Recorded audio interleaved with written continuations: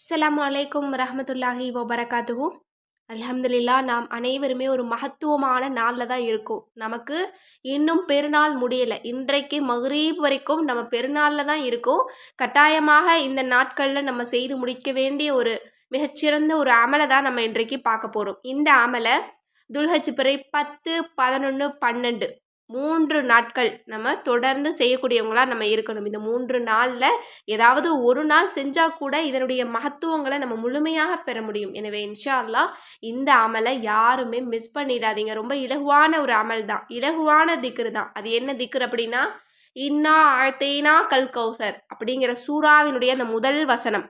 அடுத்தது குல் ஹுவல்லாஹு அஹத், அந்த சூறாவினுடைய முதல் வசனத்தையும் 2 வசனத்தையும் தான் நம்ம திக்ரு செய்ய போகிறோம். எப்படி அப்படின்னா, வெறும் 33 முறை நீங்கள் திக்ரு செஞ்சுட்டு அல்லாஹ்விடத்தில் உங்களுடைய தேவைகளை குறித்து கேளுங்க.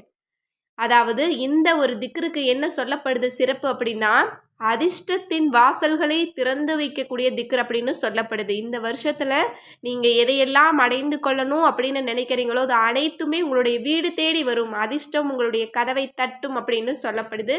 எனவே இந்த திக்ரை யாருமே மிஸ் பண்ணிடாதீங்க. இன்ஷா அல்லாஹ் யாரெல்லாம் நற்செய்திகளுக்காக காத்துட்ருக்கீங்களோ, இன்னும் நல்ல விஷயம், நல்ல மாற்றங்கள் எங்களுடைய வாழ்க்கையில் நடக்கணும் அப்படின்னு நினைக்கிறீங்களோ, இதை யோசிக்காமல் ஓதுங்க. 24 மணி நேரத்தில் இன்ஷா அல்லாஹ் மகிழ்ச்சியான செய்தி உங்களோட வீடு தேடி வரும். ஏன்னா சூரா கௌசர் அப்படிங்கிறது செல்வத்தை நமக்கு வாரி வழங்கக்கூடிய ஒரு சூறா. குல்ஹுவல்லாஹ் அஹது சூறாவும் நமக்கு நம்முடைய தேவைகளை அனைத்தையுமே கபூலாக்கி தரக்கூடிய சூறா.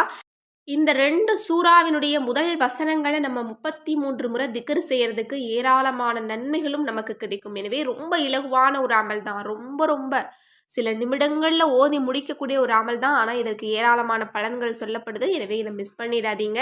எனவே இன்ஷா அல்லாஹ் மகத்துவங்களை வாரி வழங்கக்கூடிய இந்த 2 சூறாக்களினுடைய ஆயத்துக்களையும் இந்த சிறந்த நாட்களில் ஓதக்கூடிய நிர்பாக்கியத்தை எல்லாம் வல்ல அல்லாஹ் நம் அனைவருக்கும் தந்தருள்வானாக. ஆமீன் என்று கூறி இந்த பதிவை நிறைவு செய்கிறேன்.